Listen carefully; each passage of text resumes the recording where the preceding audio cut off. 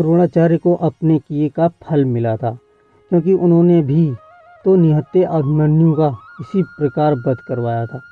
लेकिन अब अश्वत्थामा को पिता के इस प्रकार अन्यायपूर्ण वध की बात मालूम हुई तो उसको बड़ा दुख हुआ और उसने क्रोध में जलकर पांडवों और पांचालों को नष्ट कर डालने की प्रतिज्ञा कर डाली।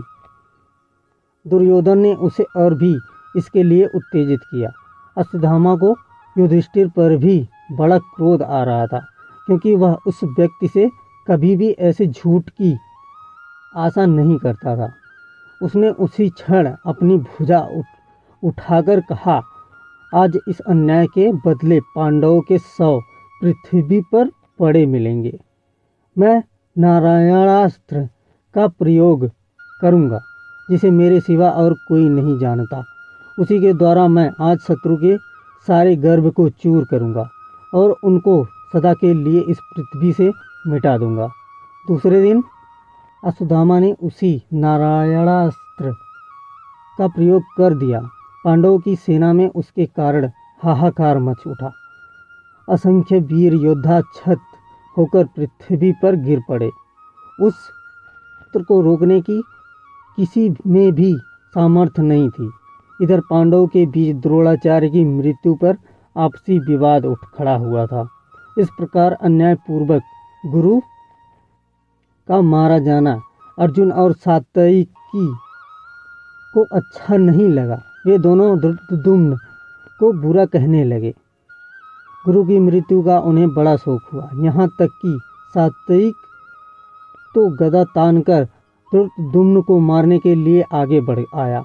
उस समय श्री कृष्ण का संकेत पाकर भीमसेन ने जाकर उसे किसी तरह रोका, क्योंकि इधर तो अश्वत्थामा पांडव सेना का संहार करता हुआ आ रहा था और उधर आपस का झगड़ा बढ़ता चला जा रहा था। इस सबसे सर्वनाश की आशंका थी। गुरु की हत्या के लिए किसी ने तो स्वयं युधिष्ठिर तक को दोषी ठहराया।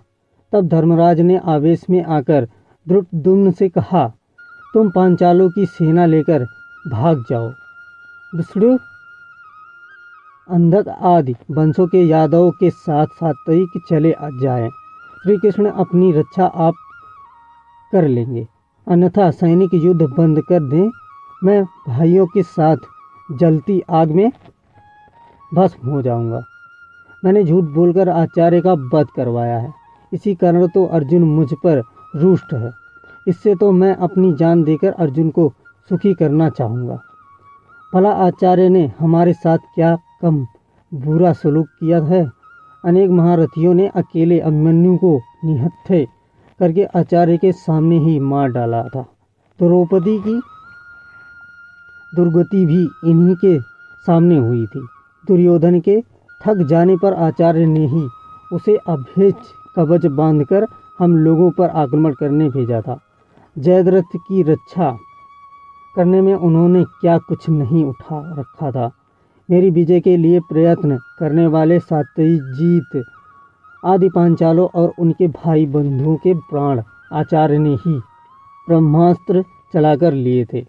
कौरवों ने जब हमें अधर्म पूर्वक बाहर निकाल दिया था, तब भी आचार्य ने हमें सामना करने से रोका था।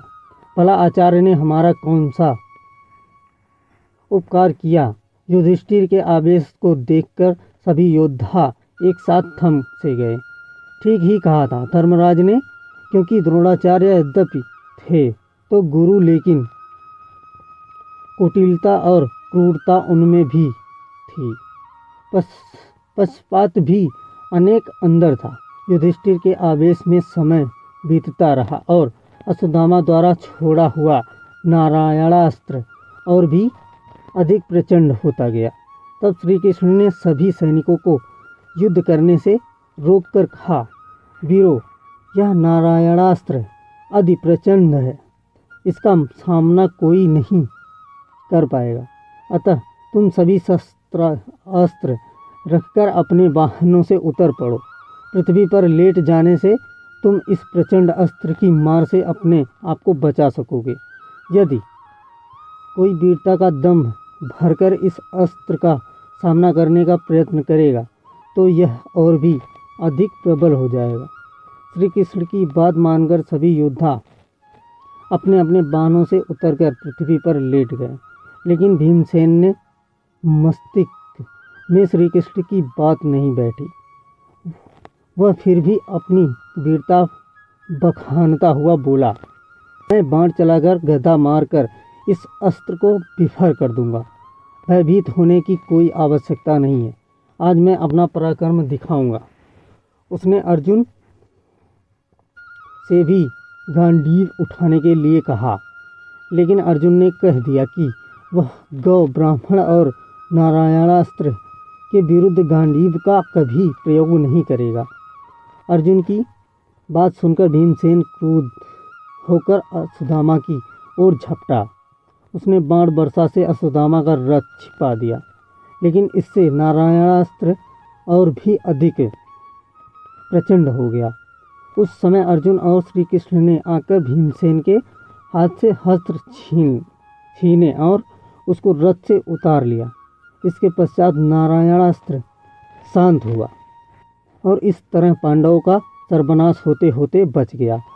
नारायणास्त्र के शांत हो जाने पर दुर्योधन ने फिर अश्वत्थामा से उसी अस्त्र के प्रयोग के लिए कहा था, लेकिन अश्वत्थामा ने दोबारा उसे नहीं चलाया।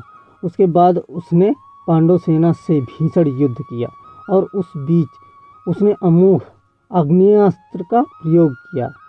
उसका विचार अर्जुन और श्री कृष्ण सहित सारी पांडव सेना को नष्ट कर देने का था, लेकिन अर्जुन ने शीघ्र ही ब्रह्मास्त्र का प्रयोग करके उस अस्त्र को शांत कर दिया।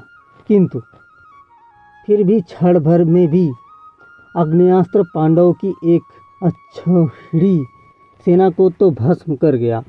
जब अश्वत्थामा का कुछ भी बस नहीं चला तो वह निराश होकर युद्ध भूमि से लौट पड़ा और धनुर्विद्या की निंदा करने लगा। रास्ते में उसे महर्षि व्यास मिले।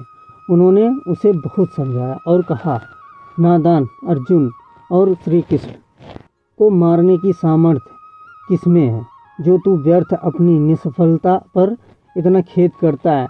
व्यास जी के समझाने से अश्वत्थामा के हृदय का संताप मिट गया। महाभारत युद्ध के अंत में हमें अश्वत्थामा मिलता है। कौरव वंश के सभी प्रमुख योद्धा धराशायी हो चुके थे, केवल दुर्योधन शेष था। अंतिम सेनापति वही था। पांडव सेना बड़ी वेग से बढ़ रही थी। उसकी मार से घबराकर कौरव सेना पीछे भागने लगी, यहाँ तक कि दुर्योधन के भी पैर उखड़ गए थे। वह भी जाकर द्रौपदयान सरोवर में छिप गया था। चारों ओर पांडव वीर दुर्योधन को खोजने लगे और जब उनको पता चला कि वह तो जाकर सरोवर में छिप गया है, तो सरोवर के किनारे पहुंचकर उन्होंने दुर्योधन को कायर कहकर ललकारना प्रारंभ किया। दुर्योधन चुनौती सुनकर बाहर निकल आया और भीमसेन से उसका गदा युद्ध हुआ। उस युद्ध में भीमसेन ने कृष्ण के इशारे से उसकी जांघ पर गदा मारी, जिससे वह आहत होकर पृथ्वी पर गिर पड़ा, लेकिन यह कार्य युद्ध के नियमों के विरुद्ध था। भीमसेन के इस अन्याय को देखकर अश्वत्थामा को बड़ा क्रोध आया। दूसरी बार फिर उसने पांडवों का अन्याय देखा था। दुर्योधन असहाय पीड़ा से कहराता हुआ पृथ्वी पर पड़ा था। उस समय कृतवर्मा और कृपाचार्य भी वहां उपस्थित थे। सभी को इस अन्याय पर क्रोध आ रहा था। अश्वत्थामा से नहीं सहा गया तो उसने हाथ जोड़कर प्रतिज्ञा की कि वह पांडवों का इसी प्रकार नाश करके ही संतोष की सांस लेगा।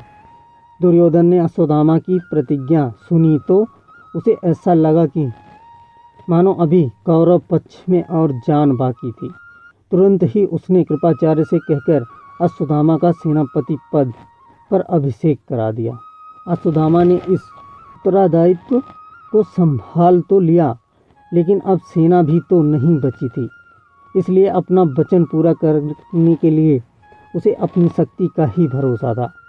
वहाँ से तो अश्वत्थामा, कृपाचार्य और कृतवर्मा तीनों व्यक्ति वन की ओर चले गए, क्योंकि उनके ठहर जाने पर पांडवों के आमने सामने युद्ध होने की आशंका थी, जिसके